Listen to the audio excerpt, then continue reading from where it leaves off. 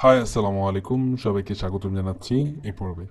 তো এবার আমরা শিখব যে আমরা ফাইবারে কাজ করার জন্য কিন্তু আমাকে প্রথমে আমাদের ক্যাটাগরি সিলেক্ট করতে হবে। আমাকে একটা ক্যাটাগরি ধরে কাজ করতে হবে। আমি যদি এলোমেলোভাবে কাজ করি তাহলে কিন্তু আমার প্রোফাইল র্যাঙ্ক করানো খুবই কষ্টসাধ্য হয়ে যাবে, ঠিক আছে? সো আমাকে এমন একটা ক্যাটাগরি নিয়ে কাজ করতে হবে যে ক্যাটাগরি নিয়ে কাজ করলে আমার প্রোফাইলটার জন্য খুব তাড়াতাড়ি র্যাঙ্ক করে, ঠিক আছে? সো সেই বিষয়ে ক্লিয়ার ধারণা দেওয়ার জন্য আজকে ভিডিওটি করা। তো আমি জাস্ট গ্রাফিক ডিজাইনারদের জন্য বা গ্রাফিক ডিজাইনার দিয়ে উদাহরণ দিব। আপনারা বাকি যারা যারা যে ক্যাটাগরি আছে তারা সেভাবে তাদের মতো করে বুঝে নেবেন। তো আমি যদি গ্রাফিক ডিজাইনের ক্যাটাগরি নিয়ে কথা বলি তাহলে আমাদের মধ্যে সব থেকে কমন যেটা সেটি হচ্ছে এখানে ইমেজ এডিটিং নামে একটা ক্যাটাগরি আছে, বা ব্যাকগ্রাউন্ড রিমুভ, ক্লিপিং পাথ, ঠিক আছে, বা ফটো রিটাচিং, এগুলো কিন্তু খুবই কমন। এবং আপনি ফাইবারে যদি রিসার্চ করে থাকেন তাহলে অবশ্যই এটা জানবেন যে প্রতিনিয়ত ফাইবারে ব্যাকগ্রাউন্ড রিমুভের গিগ আপলোড হচ্ছে। সো এইখানে যদি আপনার গিগ র্যাঙ্ক করাতে চান তাহলে কিন্তু সেটা মানে এক কথায় বলতে গেলে সেটা বলতে হয় যে এটা মানে কি বলে গোবরে পদ্ম ফুল, ঠিক আছে? এটা আসলে পসিবল না, আবার পসিবল, ঠিক আছে? কারণ হচ্ছে যেহেতু এখানে অনেক গিগ আপলোড হচ্ছে, এইখানে কিন্তু আপনি গিগ দিয়ে ওইভাবে র্যাঙ্ক করাতে পারবেন না। দেখা যায় যে একজন আহ, এক কথায় একজন অন্যান্য ক্যাটাগরি বা ধরেন ব্যানার ডিজাইন অথবা ইউটিউব কভার ডিজাইন অথবা ফেসবুক কভার ডিজাইন, তারপর সোশ্যাল মিডিয়া বিভিন্ন অ্যাডভার্টাইজ এগুলা ডিজাইন, তারপর হচ্ছে বুক কভার ডিজাইন, তারপর টি শার্ট ডিজাইন। না, টি শার্ট ডিজাইনটা একটু হার্ড আছে, সো টি শার্ট ডিজাইনকে আমরা বাদ দিয়ে দিব। আম, এখান থেকে যদি দেখতে গেলে প্যাকেজিং ডিজাইন খুবই খুবই কাজ পাওয়া যায় প্যাকেজিং ডিজাইনে। তারপরে হচ্ছে এখান থেকে ব্যানার অ্যাড আছে, তারপরে হচ্ছে কার্টুনের যে কার্টুন কমিক্স ডিজাইনগুলো ওইগুলা, ফ্লেয়ার বুশার, তারপর বুক অ্যালবাম কভার, এইগুলা কিন্তু আপনি যদি কাজ করেন তাহলে কিন্তু খুব তাড়াতাড়ি কাজ পাওয়া পসিবল। বাট আপনি যদি দেখা যায় যে ব্যাকগ্রাউন্ড রিমুভ নিয়ে কাজ শুরু করেন তাহলে কিন্তু কাজ পাওয়াটা একটু কঠিন হয়ে যায়। সো আপনাকে এমন একটা ক্যাটাগরি চুজ করতে হবে যে ক্যাটাগরিটা দিয়ে আপনার জন্য কাজ পাওয়া একটু সুবিধা হয়, ঠিক আছে? সো এই ক্ষেত্রে আমি সাজেশন দিব, আপনি যদি পারেন তাহলে হচ্ছে আপনি প্যাকেজিং ডিজাইনে কাজ করতে পারেন। তারপরে হচ্ছে ব্যানার অ্যাড, এটাতেও অনেক কাজ আছে, সো এটাতেও কাজ করতে পারেন।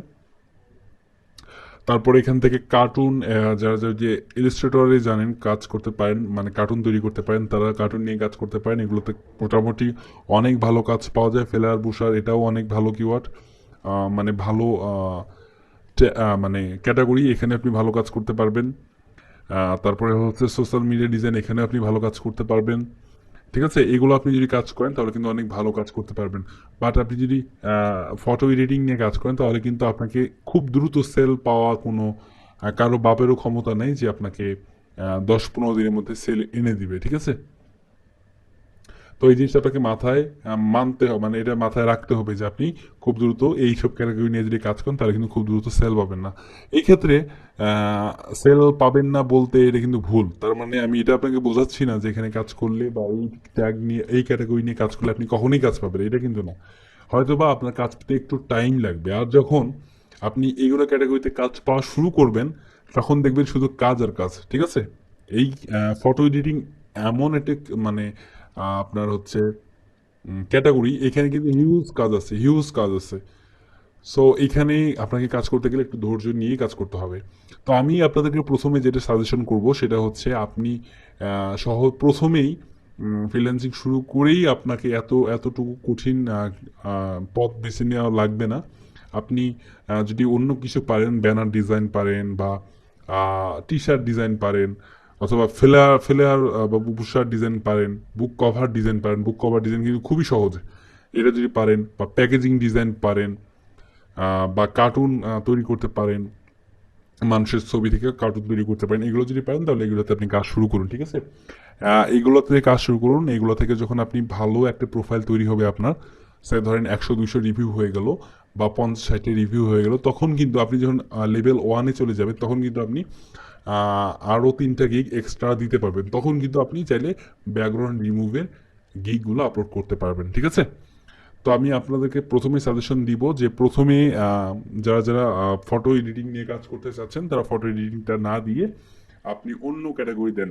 আর যদি আপনি ভাবেন বা আপনি যদি এটা মনে করেন যে আমি ফটো এডিটিং ছাড়া অন্য কিছু পারি না, তাহলে ফটো এডিটিংয়ে দেন, সমস্যা নেই। বা একটু হয়তো বা আপনার কাজ পেতে একটু টাইম লাগবে, ঠিক আছে? সেটা হয়তো বা 2-3 মাস লেগে যেতে পারে, ঠিক আছে? আপনাকে ধৈর্য হারানো যাবে না। কারণ হচ্ছে আমরা মার্কেটিংগুলো দেখাবো, ওই মার্কেটিংগুলো যদি আপনি ফলো করেন তাহলে ব্যাকগ্রাউন্ড রিমুভে বা ফটোশপ এডিটিংয়েও কাজ আপনি পেতে পারেন খুব দ্রুত। সো এখন হচ্ছে আপনি কোন ক্যাটাগরি নিয়ে কাজ করবেন সেটা হচ্ছে একান্তই আপনার বিষয়, ঠিক আছে? বাট আমার সাজেশন হচ্ছে যে আপনি কাজ করবেন, যেগুলো আমি বললাম, যেগুলো বলে দিলাম, দেখাই দিলাম, সেগুলোতে আপনি কাজ করার চেষ্টা করবেন। এখন দ্বিতীয় বিষয়টা হচ্ছে যে ধরেন আপনি যদি লোগো নিয়ে কাজ করেন, শুধুমাত্র আপনার প্রোফাইলে 7টা গিগ দিবেন লোগো ডিজাইনের উপর। আপনি একটা লোগো দিলেন, একটা বিজনেস কার্ড দিলেন, একটা ফ্লেয়ার দিলেন, একটা বুশার দিলেন, একটা ব্যানার অ্যাড দিলেন, একটা ব্যাকগ্রাউন্ড রিমুভ দিলেন, এভাবে কিন্তু দেওয়া যাবে না, ঠিক আছে? এইভাবে কিন্তু দেওয়া যাবে না। আপনি যদি লোগোতে কাজ করেন 7টা গিগে আপনাকে লোগোতে দিতে হবে। আপনি যদি বিজনেস কার্ড নিয়ে কাজ করেন তাহলে কিন্তু 7টা গিগ আপনাকে বিজনেস কার্ড দিয়ে দিতে হবে, ঠিক আছে? আপনি যে ক্যাটাগরি নিয়ে কাজ করবেন শুধুমাত্র সেই ক্যাটাগরির উপরে আপনাকে এক্সপার্ট হতে হবে, বা বায়ারকে বোঝাতে হবে যে আপনি জাস্ট একটা ক্যাটাগরি নিয়ে কাজ করেন, ঠিক আছে? তাহলে দেখবেন আপনি অর্ডার অনেক বেশি পাবেন, ঠিক আছে? এখন আপনি যদি বলেন যে আমার প্রোফাইলেই কিন্তু সবগুলো এলোমেলো করে গিগ, আমি কিন্তু এক একটা গিগ এক এক রকম করে দিয়েছি, তাহলে আমি কেন দিয়েছি? এখন আমি কিন্তু আমার হিসেবে ধরবো না, কারণ হচ্ছে আমি কিন্তু এই প্রোফাইলে কিন্তু আমার অরিজিনাল প্রোফাইল না, এটা হচ্ছে জাস্ট আপনাদেরকে শো করার জন্য আমি প্রোফাইল করেছি। যার কারণে আমি এলোমেলো ভাবে গিগ দিয়েছি। সেল আসুক আর না আসুক, এটাতে কিন্তু আমার কোনো মাথা ব্যথা নেই। বাট আপনারা চেষ্টা করবেন যে আপনারা যেন এক ক্যাটাগরি নিয়ে কাজ করেন, ঠিক আছে? আচ্ছা, আবার আরেক দলকে দেখা যায় মানে অনেকে কি করেন যে একটা দুইটা গিগ আপলোড করে বসে থাকেন কাজের আশায়। কিন্তু এই কাজটা কিন্তু আপনাদেরকে করা যাবে না। আপনারা যদি প্রোফাইল তৈরি করেন, আপনাকে 1 মাসের মধ্যেই, আপনাকে 1 মাসের মধ্যে বা যতদিন টাইম লাগুক না কেন, আপনি আপনি 7টা গিগে আপলোড করবেন। কখনোই একটা বা দুইটা গিগ আপলোড করে ভাববেন না যে এই একটা বা দুইটা গিগ থেকে আমি অর্ডার পাবো। এখন অনেক মানে প্রোফাইল আছে যাদের দেখা যায় যে একটা গিগ দিয়ে তাদের 10-12 হাজার অর্ডার ওই প্রোফাইলে চলে আসছে। বাট তাদের হিসাব করে কিন্তু লাভ নেই। দেখা গেল যে সেও হয়তো বা প্রথমের দিকে আম, আপনার গিগ দিয়েছিল 7টা, তার মধ্যে একটা র্যাঙ্ক করেছে, যেটা র্যাঙ্ক করেছে সেটা রেখে বাকি সবগুলো ডিলিট করে দিয়েছে, এটা কিন্তু হতে পারে, ঠিক আছে?